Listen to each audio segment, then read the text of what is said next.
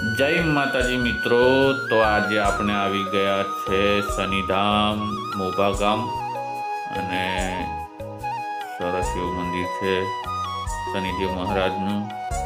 તો ચાલો તમને દર્શન કરાવું અને